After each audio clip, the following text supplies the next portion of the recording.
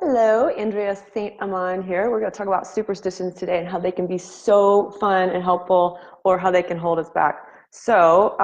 Yeah, superstitions can bring us silliness and joy. They can spark our imaginations. And superstitions can be like, oh, I do this for good luck or whatever.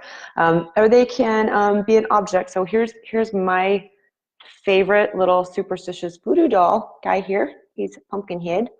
And he is a fear eater. And I got him a long time ago in Savannah. And I knew I needed him in my office. So I had this stuffy corporate office, right? And I put this in there. And what he did for me, it's not that I was afraid. Well, I was afraid. I was afraid to be myself.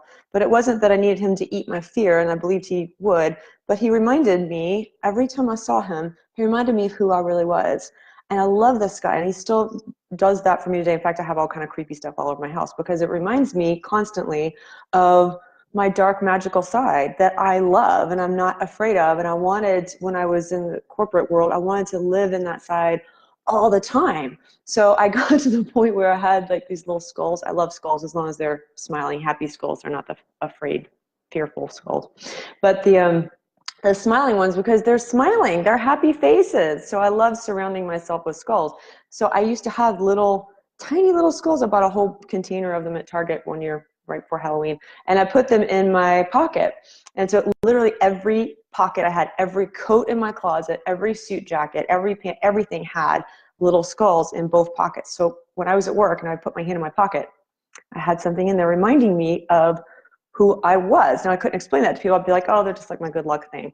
But that's, good luck is a superstition, the idea of good luck and bad luck. But if you have something that helps you and inspires you, Phyllis is making a chakra doll, which is so cool. So when she sees it, it's going to remind her, it's going to like empower her, it's going to like help great positive energy that's very empowering.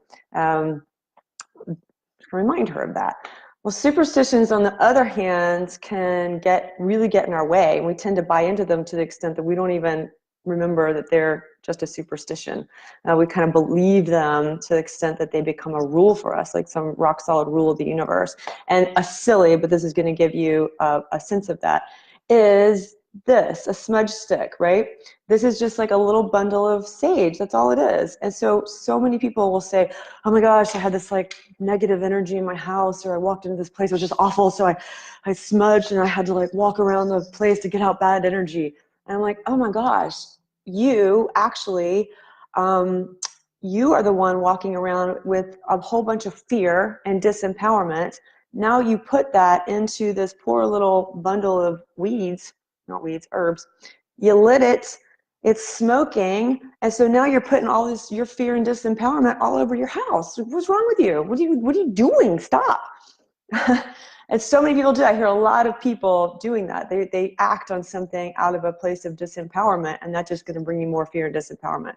But if you saw this instead as your magic wand, and you're putting all of your energy into there of like, wow, this actually is a ritual that makes me feel really good, and it's going to put me into a state of empowerment. So I'm going to just walk around, I'm going to do this, but it is your consciousness, it's your power that's actually cleaning the air and clearing everything and bringing everything back to neutral.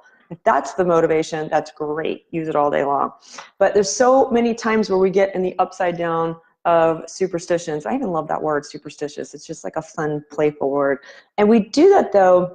I think a lot of superstitions have been put in our heads by traditional power structures, such as governments and churches.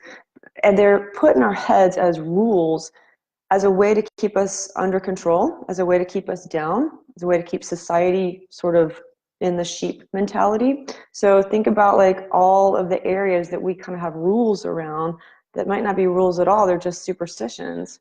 Like money. Money's a heavily weighted energy, right? Lots of superstition around money. Lots of it. A lot of superstition around mediumship and psychic abilities, right? And all of that, and ghosts. And I hear so many people say that's evil, or they say something is like a rock solid rule. And it's not a rule.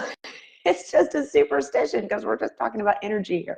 So think about, I challenge you, think about any rules that you might be coming up against in your own head, or anytime somebody is saying something to you that is coming out of fear, and their motivation is to keep you small, to hold you back, to disempower you, then think, like, are they actually saying a rock solid rule of the universe that's like gravity? It's kind of, it exists, I agree. Or what they saying, is that just a superstition? Just kind of think about it and challenge yourself, because a lot of times it's us talking to ourselves and reinforcing superstitions that are not rules. They're just limiting beliefs to disempower us. And they are, when you call them a superstition, they're a lot easier to recognize and let go of and flip around to something more empowering. So use your smudge stick as your magic wand, because it is you doing any sort of energy work. Use any little voodoo dolls you need to remind you who you are and bring you joy, great joy. And I look forward to hearing what some of your all's favorite superstitions are that work for you. All right. Hello, Cynthia. Glad you guys are here. I will talk with you soon. Bye.